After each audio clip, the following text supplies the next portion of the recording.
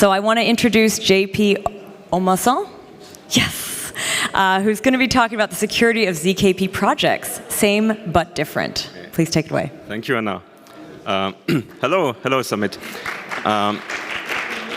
It's my first Summit, so I'm a bit intimidated, but I kind of like the event. It's quite different from the usual, pure security hacking events. So, like Anna said, that's the official talk, the official title of my talk. The unofficial title is, should you pay for security audits? I don't mean to offend the people who do security audits. I'm doing audits myself, so that's pretty much why I'm here today. And it's based on my experience, so doing security audits for ZK projects in the last few years. And before that, I've been doing a lot of security audits, a lot of crypto audits. And I can tell you that's very different. And I even found approaching ZK projects more difficult and more confusing than complex systems such as MPC, TSS, threshold signing. Even though with threshold signing, you have quite complex notions. You have the interactivity to handle, but getting rid of the interactivity somehow makes things more complicated. So I was confused. I was frustrated. I was frustrated not to find more bugs than I expected. I was like, oh shit, I suck. I do a shit job. And I ended up developing a kind of new methodology and trying to understand why I was so frustrated. So that's the talk. So generally, why do we need to study ZK security? So it's not just about security on paper, security proof, soundness, completeness, zkNS. It's about real-world security, so to speak. So of course, for the projects using zkSNARKs, well, if you don't have ZK security, then, well, that's kind of pointless. And there's a lot of value, a lot of money at stake, and a lot of reputation at stake. So it's important for you, but it's not important for me. What is cool for me as a cryptographer is that I've been doing crypto for 15 years, and when I told this to some people, they were doing crypto before Bitcoin, I was like, yes, cryptography. And I've seen a whole lot of different applications of crypto in my life, open stuff, non-open stuff, and I find what we're talking about today by far the most interesting because it's, let's say, intellectually challenging, it's non-trivial, there are many moving parts, you have subcomponents as complex as polynomial commitments, and all this stuff is subject to papers relatively well written, to code, and it's deployed at scale. And if it fails, it's a disaster. And I've, but rarely seen this in crypto. And that's what also a bit, annoying as an auditor, because I think like David was commenting before, what you implement is rarely exactly the same logic as in the paper, so that's why I love his project, Cargo Specs. So what does it mean, zkSNARK security in practice? So it depends a lot on the application. It depends on what are your assets, be it your transaction data, your user privacy. It depends on how you're using your proof system. It depends on your private inputs, your public inputs, but I try to find some common denominators. So I find that soundness, that might be obvious to everyone, but it was not to me initially. Soundness is oftentimes the highest risk in practice, because if you accept invalid proofs, then, well, again, you have a little problem, and it's the most obvious attack vector.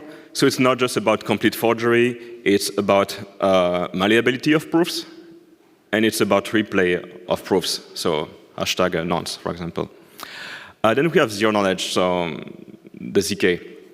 But if you have a constant size proof, you have only so much space to leak data, and I've often found some big difference between a failure to be ZK on paper and an actual exploitation of ZK in practice. So I've seen situations where people were telling me, oh yeah, we need these blinding coefficients, yada yada, because otherwise the proof doesn't work. I'm like, okay, but without it, how can you exploit it? Like, not sure, but yeah. So as a security guy, I find this a bit weird that I've seen many cryptographic designs that were over-designed by the designers because they wanted to make their life easier when writing the security proof. And I have the feeling that it's a bit the same situation with ZK proofs sometimes. So completeness, it seems to be the easiest to achieve and the least annoying if you fail. but I'm pretty sure that there are situations where if you fail at completeness, then you are in quite big trouble. So who's finding the bugs? Different types of people. Try to put the main categories here. So oftentimes it's the people who know the code the best. So the people who write the code, people who review the code in the organization, people who run the test, and so on. Sometimes it's also people from other projects, concurrent projects, who might reuse the code, fork the code, or just look the code for inspiration.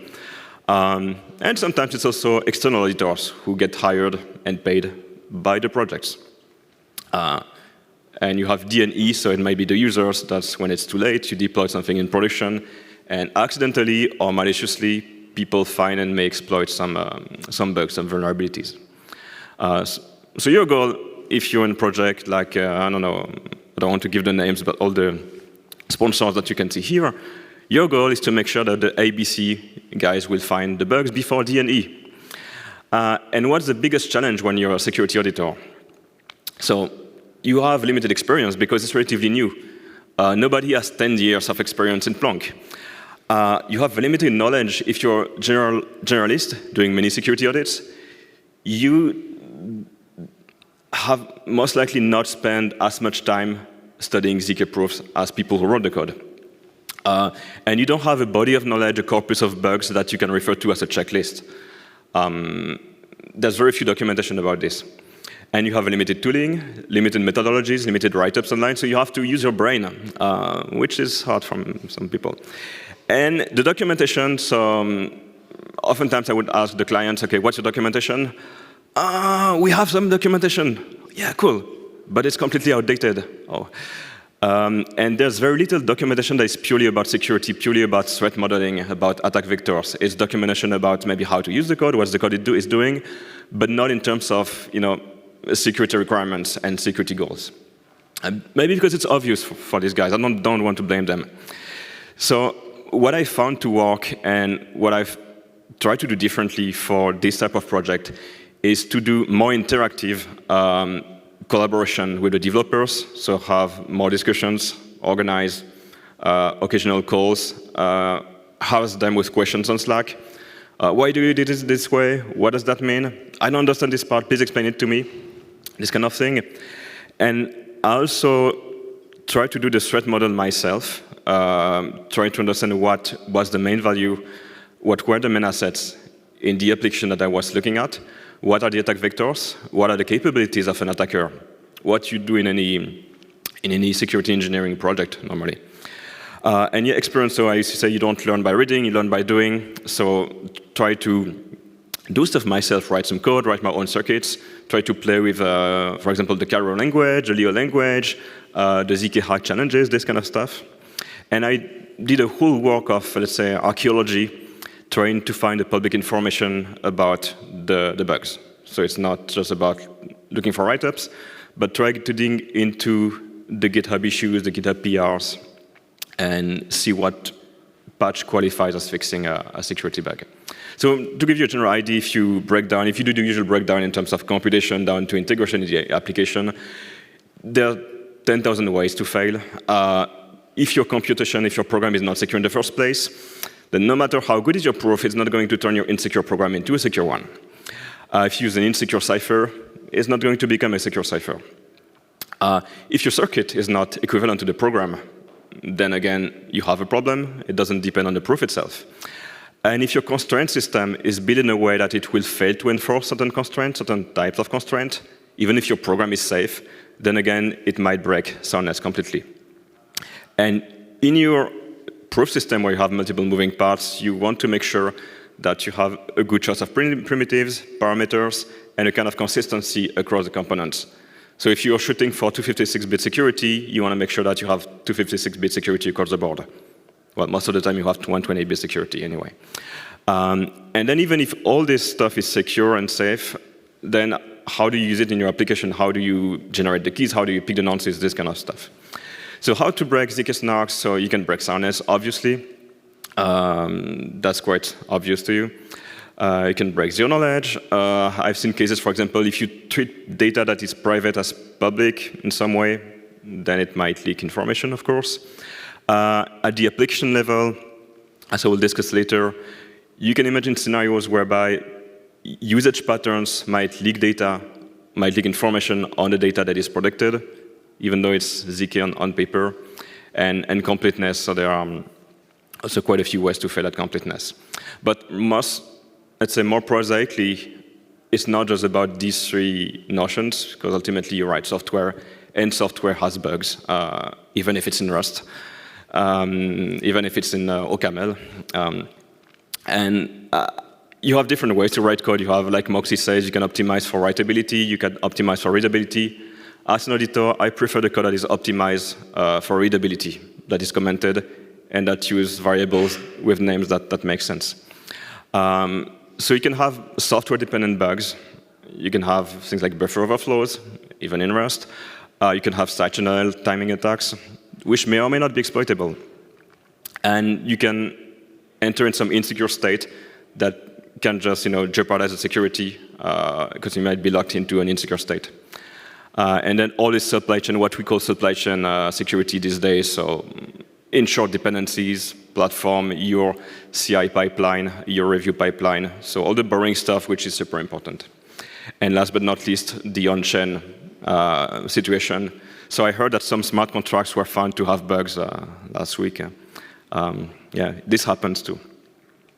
So I put a pyramid. I have a friend who loves pyramids, so I put a pyramid. I hope you like it.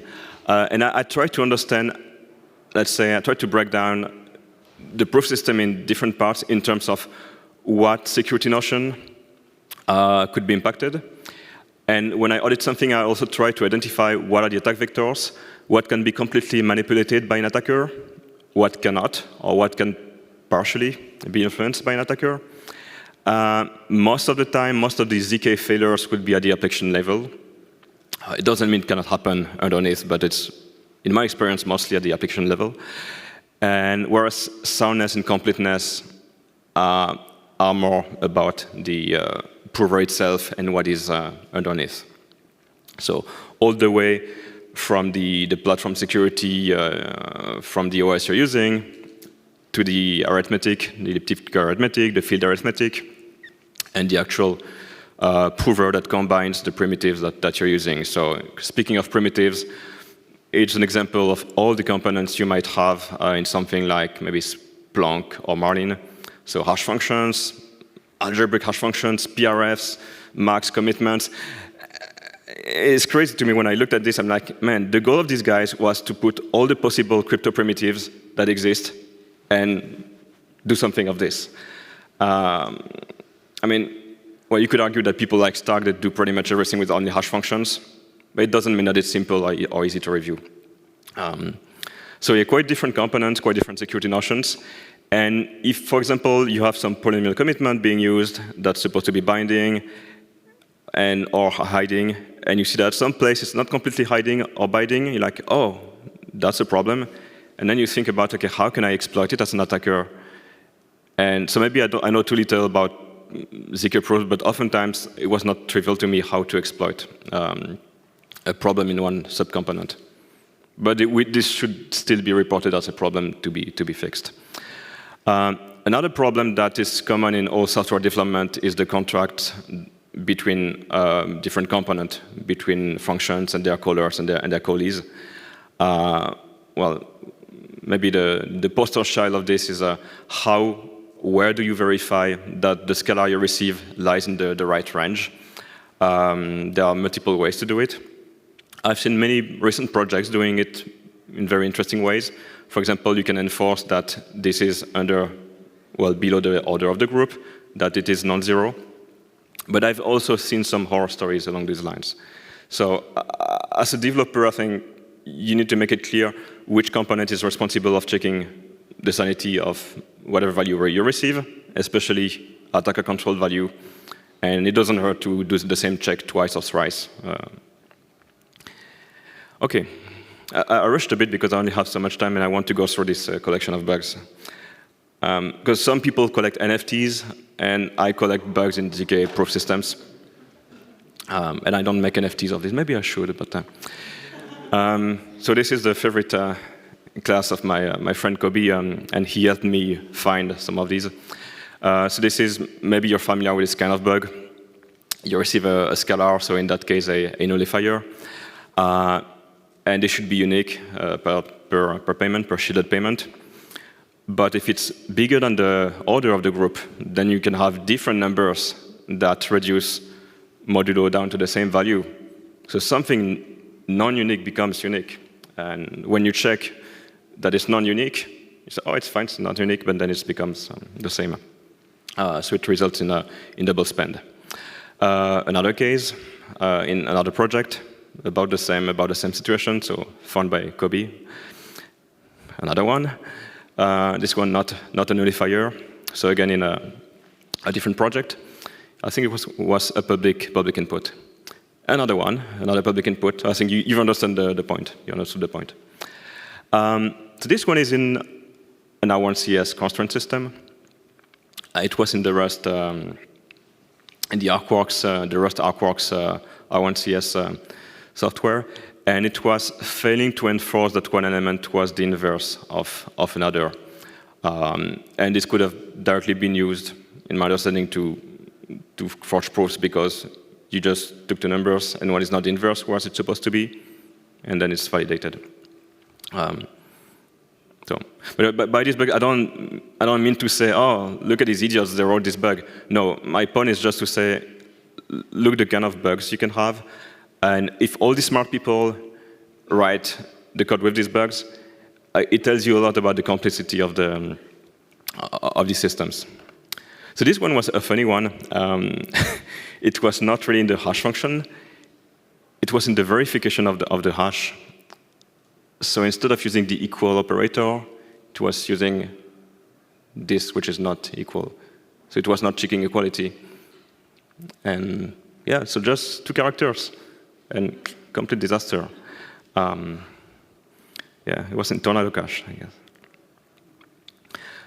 So this the famous bug in that Ariel Gabizon found in zkSNARKs a few years ago.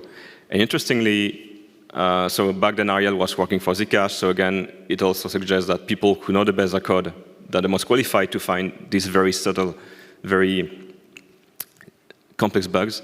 And it was actually a problem in the paper itself. So they implemented what was in the paper, but the paper was not completely safe. So this happens as well.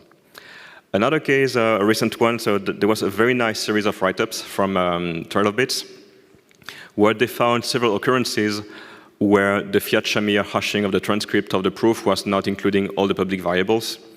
I think it applied to Plonk, to the zero proof system and bulletproof.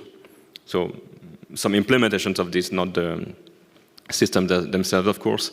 And in one case for bulletproofs, it was also a shortcoming of the paper. The paper was not describing all the stuff you had to Fiat-Shamir to be secure. So long story short, if you, in your Fiat-Shamir hash, you should put as much as you can. It doesn't hurt much. I don't think it hurts to put too much. This one was a documentation written by Aztec, I think in the context of their internal audits.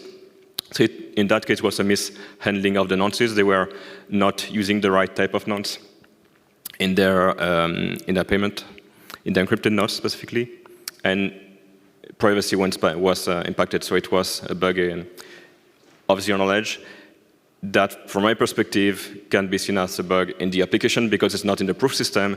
It's how you choose the inputs that you give to the proof system. This very nice one, very nice work by Kramer, Bonnet, and Patterson. So maybe you're familiar with this. It was a few years ago.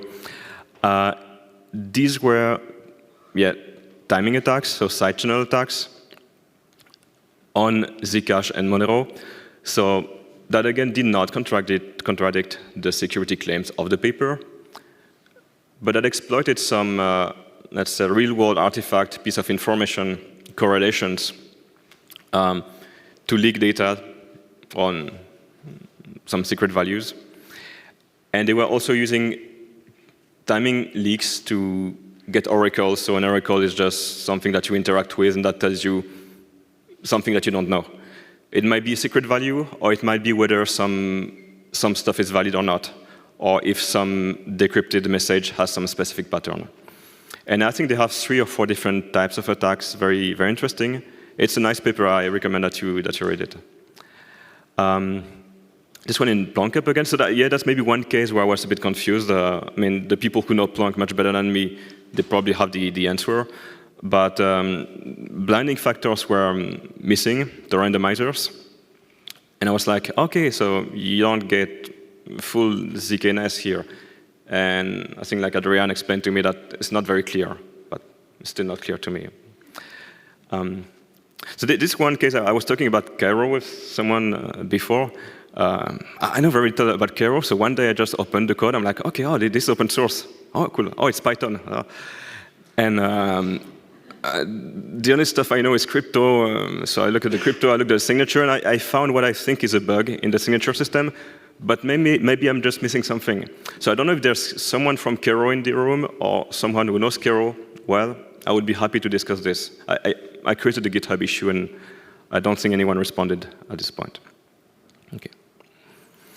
So yeah, just to conclude, I know what's the time situation? Looks OK. 1 minute, perfect. OK. So surprisingly, I've been frustrated not only not to find many bugs myself, but not to see more bugs being found. Maybe just because it's written in Rust, or maybe because people are so smart. That would be great news as well. So yeah, maybe it's because people have been developing robust frameworks from the beginning. Projects like, I don't know, like what Zcash is doing, like Bellman, like the ArcWorks suite of projects. There's also many efforts to make it easier to write safe code. For example, the domain-specific languages, Caro, Leo, Noir, Zinc, and others. And gadgets or chips that other projects can reuse. So if something has been, let's say, battle-tested, so to speak, it might make sense to reuse it in your own project. And also in practice, when you look at how the proof systems are used, there's very little attack surface for an attacker. It's not like, I don't know, an Apache server that will receive whatever you send it. In practice, you cannot control much information as an attacker, which is a good thing. So why being scared? Well, scared is maybe a big word, but I tend to believe that we are still in a relatively, well, immature state. I mean, we haven't had this proof system for years, and I wouldn't be surprised if one day we discover a big class of bugs that impacts like all the Plonk and Plonk variants across the board, and it's a complete disaster. I hope it doesn't happen, but I would not be surprised. Because we have really a shortage of tooling, and I mean, no offense to the project, but the way people think about security, you know, what you learn at security school is that the first thing you should do when you start a project is to set out the security requirements, what you want to achieve in terms of security, rather than do it ex post, so to speak, rather than doing security after the fact. I don't think we will ever learn this, but that's fine. That's how it is. Also, the more many more people are coming to the ZK Summit, many more projects are being created, many more, let's say, assets depend on ZK-proof security. So there will just be economic incentives for attackers to invest in breaking these systems, and maybe to withhold the bugs they found. So to conclude, OK, I'm concluding. I think we need more, because you need to conclude with open questions and messages for the next generations. So we need more testing, more fuzzing. I've seen very little fuzzing. I know that Guido Franken did some, I believe. But we needed more smart fuzzing, fuzzing specific to the API. Again, I mentioned the project from David. And also we need more write-ups like Trail of Bits did, which I think is very useful for many people. And last, but maybe not least, maybe we can use insights from the people from the field of hardware engineering, where you have a high-level language, so a Verilog or VHDL, and you transform it into a netlist, which is essentially a circuit. And they have a whole body of literature about testing, bugs, tooling associated to this. So I wonder if we can reuse some of their ID's experience and tools to improve the state of ZK proofs. Thank you very much.